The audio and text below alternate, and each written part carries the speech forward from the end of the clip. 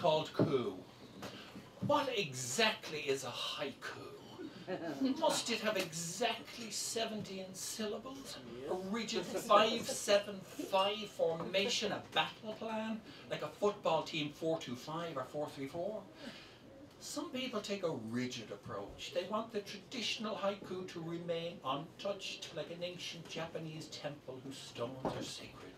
They feel that if we let the rules slip, the whole thing might come tumbling down like the walls of Jericho. They fear any concession could be the thin end of the wedge. People could quickly lose the run of themselves, start putting in as many syllables as they like. The haiku is being cheapened. People are sending haikus by email all over the world. It's like a disease, the E. coli virus. They are making biscuits and cakes somewhere in Japan, I suspect, with haikus written on them. There are haiku competitions, and thousands enter, all desperate for recognition for the kudos that goes with these little Japanese poems. Traditionalists believe you should stick to the theme of nature.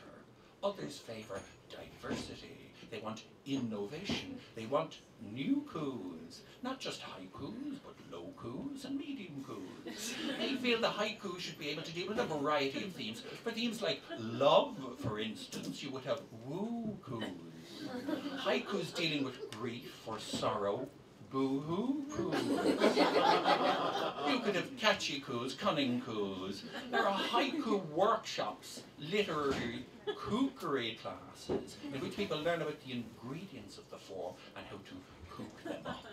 You have apple coups and orange coups. Like rice, you could have boiled coups and fried coups, crispy coups, baked coups, half-baked coups. Coups about birds, of course, pigeons, cooing coups, or cuckoo coups. One's about felines, catty coups, or kitty coups. Philosophical themes could be addressed. Why coups? Who coups? What's it all about, coups? There really is no limit. Why not have coups with whatever number of syllables you want? Now that would be a coup. That the purists would rue. They would think it neither beautiful nor true. The problem is that some people, through laxity and lack of effort, want the haiku to bend to their whim, to laze out, to break its banks and flood the surrounding countryside. They say traditional practitioners are too rigid, living in the past in their own cocoon. The traditionalists say that these new haiku enthusiasts don't have a clue what a haiku is, and they just poo-poo their efforts. Well, oh, the haiku, it could become a world beater. Businesses should proclaim themselves not, for example, as Donnelly's & Co., but Donnelly's & Co.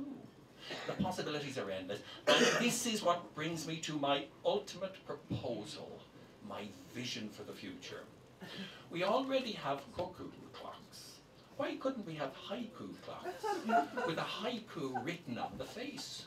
We could start a society of collectors of these miniature clocks and call ourselves the Ku Klux Klan. The clan would comprise of lovers of the haiku, committed practitioners who would only communicate with one another in formal sentences of exactly 17 syllables.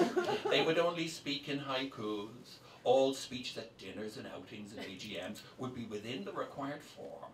There would be punishments for those who did not measure up to the exacting Japanese requirements. They would be thrown out of the Ku Klux Klan, condemned to writing long, rambling compositions. Society rules would be strict.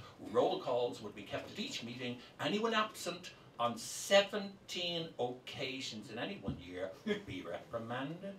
Anyone who failed to stick to the rules of the form would be taken in hand by the other members of the society and brought before the Lord High Executioner, who would excommunicate him and her or her forever from the society. And they could go off and write sonnets and sestinas, odes and elegies, blank verse, free verse, prose poems, whatever they wanted, but would never darken again the doorway of the Ku Klux Klan.